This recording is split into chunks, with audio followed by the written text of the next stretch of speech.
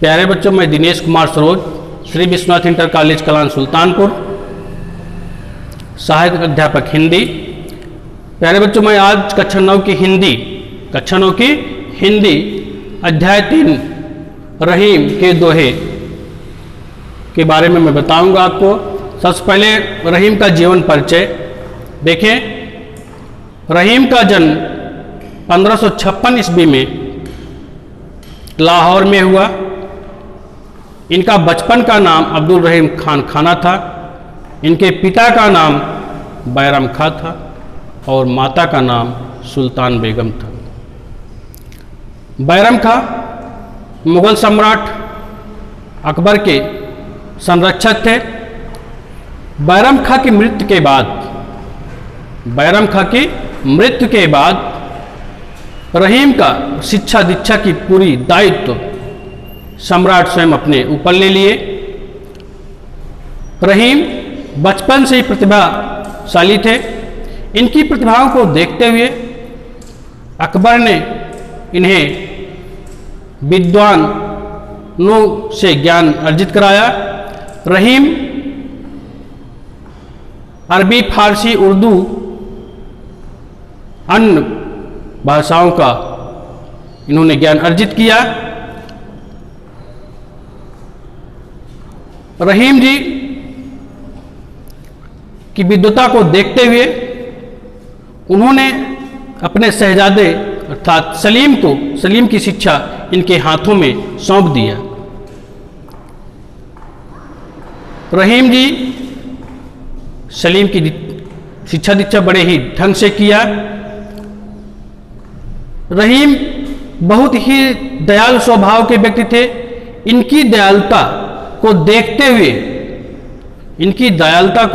हुए सम्राट ने इन्हें खान खाना की उपाधि दिया।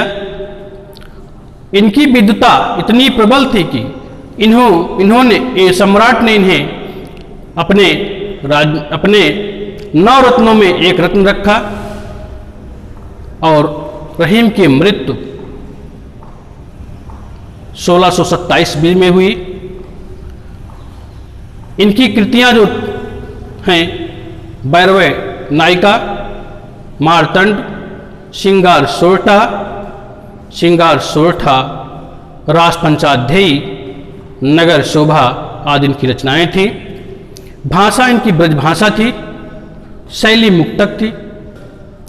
अब हम इनके दोहे के बारे में आपको इनका पहला दोहा मैं आपको पढ़ाने जा रहा हूं, उसका अर्थ आप समझें। देखिए इनका पहला दोहा है। जो रहीम उत्तम प्रकृति का कर सकत कुसंग, चंदन विष व्यापत नहीं लिपटे रहत भुजंग।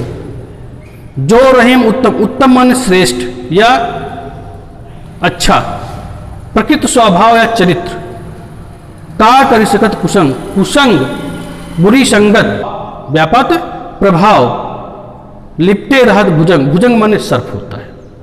भुजंग माने सर्प। अब देखें बच्चों, कब रहीम कह रहे हैं कि जो रहीम उत्तम प्रकृति, जिसका चरित्र उत्तम है, जिसका चरित्र उज्जवल है, अच्छा है, या स्वभाव जिस व्यक्ति का अच्छा है, उससे बुरी संगत क्या कर सकती है? बुरी संगत उसकी कुछ नहीं कर सकती है। वह कितने भी गलत संगत में रहे, लेकिन उसका चरित्र अच्छा है तो उसे उसके ऊपर कुछ प्रभाव नहीं पड़ेगा। जिस प्रकार से चंदन विष व्यापत नहीं लिपटे रहत भुजंग, जिस प्रकार से चंदन के वृक्ष पर विषैले सर्प लिपटे रहते हैं, लेकिन उस चंदन के वृक्ष पर उनका कोई असर नहीं पड़ता, उनके विष का कोई असर नहीं पड़ता है। इसमें ब्रज भाषा है, भाषा इनकी ब्रज है। इसमें भाषा का सौंदर्य में देखें, इनकी भाषा ब्रज है। गुण प्रसाद है, रस शांत है। और छंद क्या है? दोहा है। छंद दो अलंकार, इसमें अनुप्रास है, इसमें अनुप्रास है। जैसे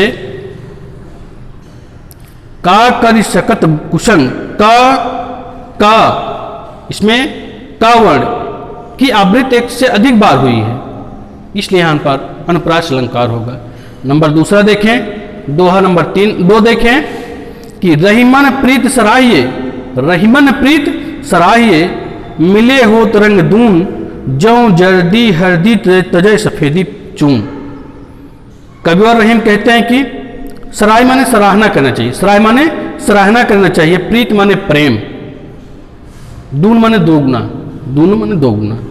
जिस प्रकार से कह रहे हैं कि रहीमन प्रीत सराय मिले हो तरंग दून, जिस प्रकार से दो व्यक्तियों के प्रेम के मिलने, प्रेम का मिलना एक सराहना करने योग्य होती है, एक सराहना करने योग्य होती है। जिस प्रकार से जौ हरदी, जौ जर्दी, जर्दी माने पीला होता है, जर्दी माने पीला, हरदी तजय, जिस प्रकार से हरदी अपने पीले रंग को छोड़ करके, तजय माने छोड़ करके, त्याग करके, तजय माने त्याग करके या छोड़ करके, तजय सफेदी चून, चून सफेद होता है, चून सफेद होता है, वो अपने रंग को त्याग करके दोनों आपस में जब मिलते हैं, कौन कौन, हरदी और चूना अपने पीलेपन और अपने सफेद रंग दोनों को छोड़ते हैं, जब एक दोनों आपस में जब दोनों का मिलन होता है तो एक दूसरा रंग उसमें उत्पन्न होता है लाल।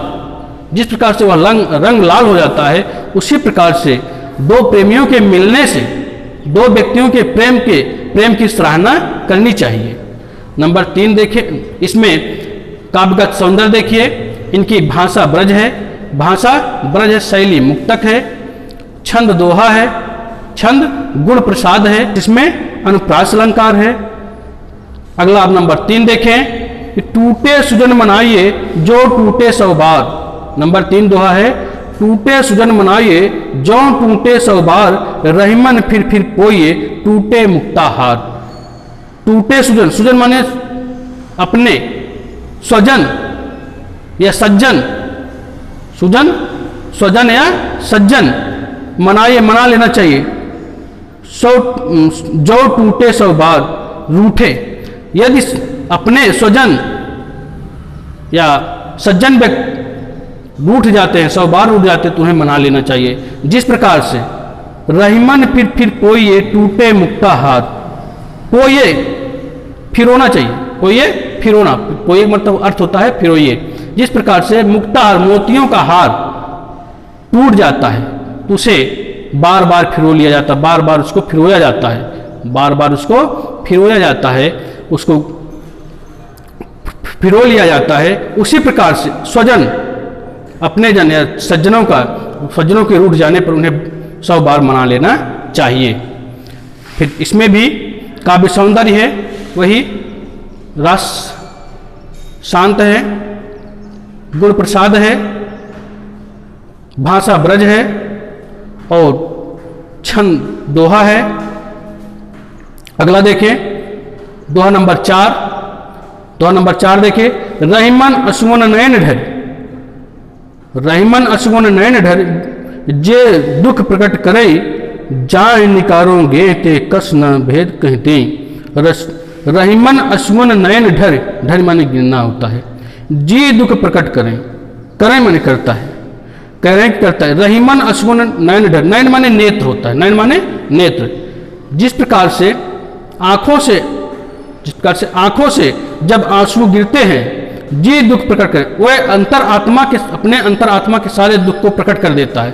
जब अपने आप आंख से, नेत्र से आंसू गिरते हैं, नेत्र से आंसू गिरते हैं तो हृदय, अंतर रूपी आत्मा के हृदय के सारे दुख को प्रकट करते हैं। जिस प्रकार से जाकी निकारों गे, गे माने घर, गे माने घर, जाकी निकारों गे ते कस न भेद कह दे। जिस प्रकार से किसी व्यक्ति को घर से निकाल देने पर, किसी व्यक्ति को घर से निकाल देने पर वह घर के सारे भेद को बता देता है।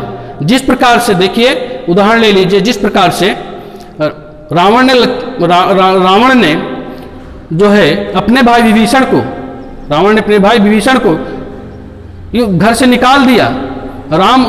जब राम और रावण में युद्ध होने लगा तो विभीषण ने सारी ही बात बताई है, तभी राम ने जो है उस पर विजय पाए हैं।